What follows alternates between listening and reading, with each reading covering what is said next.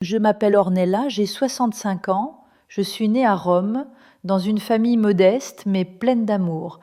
Mes parents m'ont transmis des valeurs essentielles, la solidarité, le courage, le respect. Ces valeurs m'ont forgé et donné ce tempérament combatif qui m'accompagne encore aujourd'hui. À Paris, je voulais étudier aux Beaux-Arts, mais la vie m'a conduite vers la haute couture, les grandes maisons, les créateurs, les célébrités. C'est là aussi que j'ai rencontré Louis, mon mari. De notre rencontre est née notre fille Rosa, aujourd'hui avocate, maman de 2 enfants dont je m'occupe avec bonheur. J'ai toujours été active. Même après ma retraite, je faisais du bénévolat, je m'occupais de ma famille, je vivais à 100 à l'heure. Mais ce rythme effréné n'était pas le bon. Un matin, sous la douche, j'ai senti une boule. Les examens ont confirmé un cancer du sein. J'ai tenu à faire cette vidéo pour partager mon humble témoignage et donner quelques conseils qui me semblent essentiels.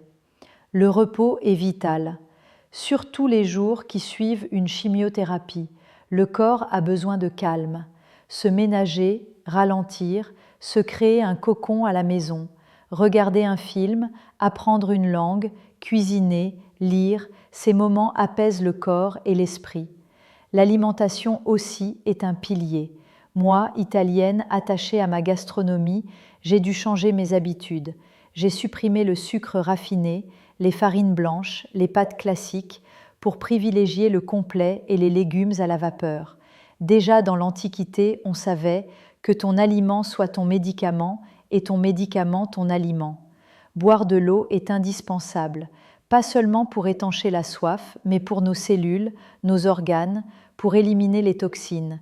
Je compare souvent notre corps à une fleur. Sans eau, elle fane. Avec de l'eau, elle s'épanouit. J'ai aussi découvert la force de la nature. Une simple marche, à un rythme doux, aux heures fraîches, redonne de l'énergie et de la sérénité. Respirer, écouter le vent, les oiseaux, c'est un vrai médicament.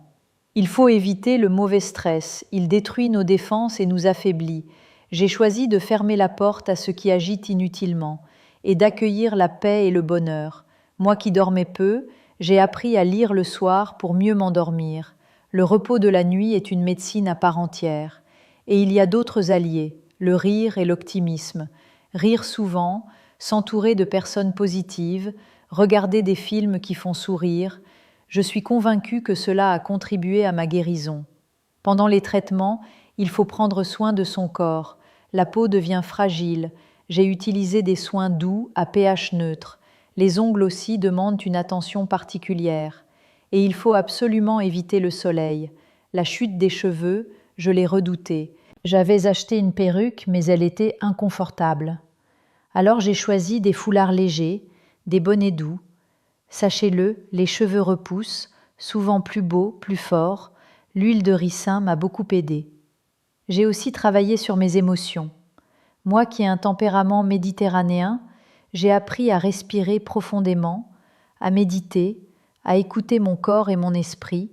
Cela m'a fait un bien immense. Alors je vous le dis du fond du cœur, reposez-vous, mangez sainement, buvez de l'eau, marchez dans la nature, souriez, riez, laissez entrer la joie et la douceur dans votre vie. Oui, les traitements sont éprouvants, mais ils guérissent. Et si vous changez votre manière de vivre, vous en sortirez plus fort, plus conscient, plus vivant. Si ce témoignage aide ne serait-ce qu'une seule personne, alors cette vidéo aura été utile. Grazie mille. Mille merci.